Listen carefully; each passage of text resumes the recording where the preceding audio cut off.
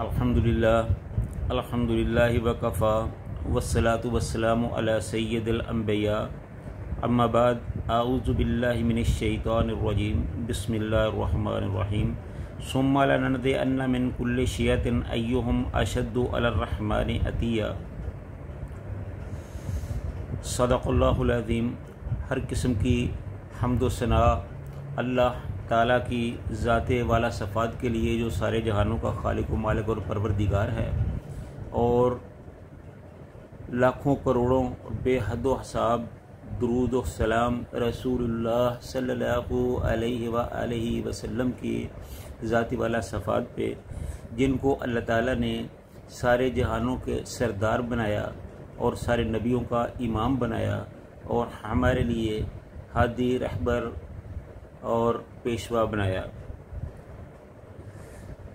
یہاں اللہ تعالیٰ قیامت کے دن کا ذکر کر رہے ہیں کہ جب قیامت کا دن ہوگا تو ہم ان تمام سرداروں کو، ان پیروں کو، ان بڑوں کو اپنے سامنے اکٹھا کر لیں گے۔ پھر جب وہ ہمارے سامنے آ جائیں گے تو ہم ان گروہوں میں سے، ان پارٹیوں میں سے، ان جماعتوں میں سے جو اللہ کی سب سے زیادہ سرکشی کرنے والے ہوں گے، ان کو ہم چن چن کر نکالیں گے، کیونکہ وہ ایک تو خود بھی بے راہ روی کا شکار ہوئے اور اپنے ساتھ عوام کو بھی ان لوگوں نے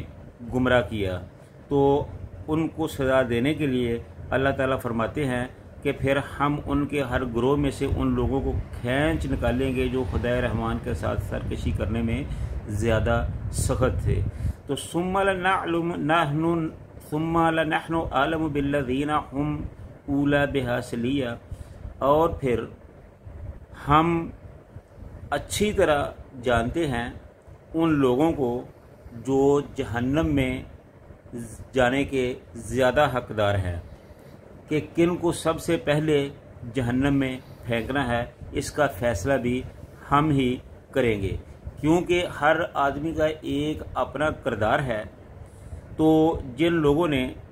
اللہ کے بندوں کو گمراہ کیا، وہ لوگ جو خود بھی گمراہ ہوئے، لوگوں کو بھی گمراہ کیا، تو اللہ تعالیٰ فرماتے ہیں کہ ہم ان لوگوں کے بارے میں بہت اچھی طرح جانتے ہیں، اور ہم ہی یہ فیصلہ کریں گے کہ سب سے پہلے دوزخ میں کن لوگوں کو ڈالنا ہے،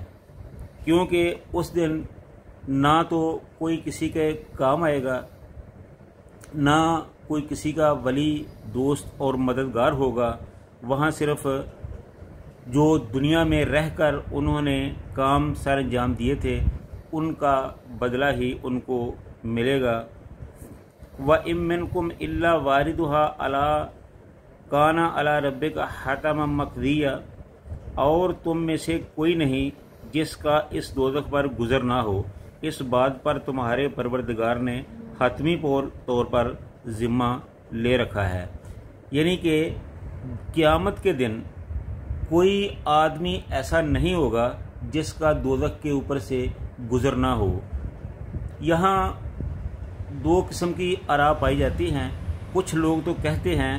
کہ خواہ کوئی متقی پرہیزگار ہو، مومن ہو، اسے بہرحال ایک دفعہ دوزخ میں سے گزرنا ہوگا، دوزخ میں جانا ہوگا۔ تو کچھ کہتے ہیں کہ یہاں وارد و ہا کا لفظ استعمال ہوا ہے، جس کا مطلب ہوتا ہے کہ اوپر سے گزر جانا۔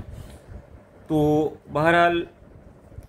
یہ مسئلہ وہی ہے کہ جہاں پل صراط رکھا جائے گا، سامنے دوزخ ہوگا، اور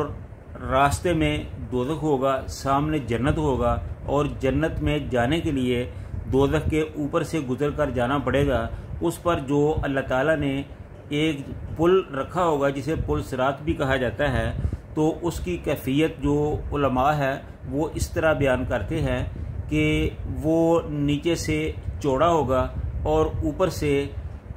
بالکل باریک ہوتا جائے گا، یہاں تک کہ اوپر سے اس کی کیفیت اس طرح ہو جائے گی جس طرح تلوار کی دھار ہوتی ہے، اور جب جیسے جیسے وہ نیچے ہوگا تو وہاں سے وہ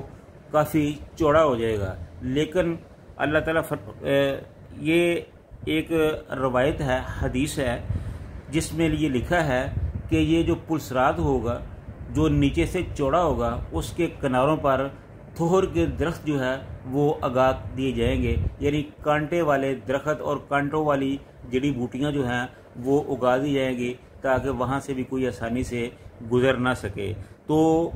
اس سلسلے میں یہ کہا جاتا ہے کہ ہر آدمی اپنے ایمان کے مطابق ہی وہاں سے گزرے گا۔ کچھ لوگ تو ایسے ہوں گے جو بجلی کی سی تیزی سے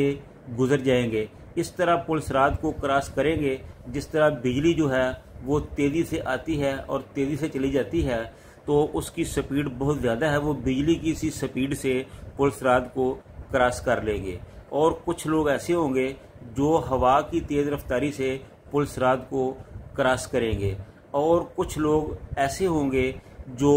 تیز رفتار جانوروں کی طرح اس کو پار کریں گے، اور کمزور ایمان والے چھوٹے لوگ کچھ ایسے ہوں گے جو گرتے پڑتے اس کو عبور کریں گے۔ تو اس سلسلے میں کہا جاتا ہے کہ جو ہم عید الاضحیٰ پر قربانیاں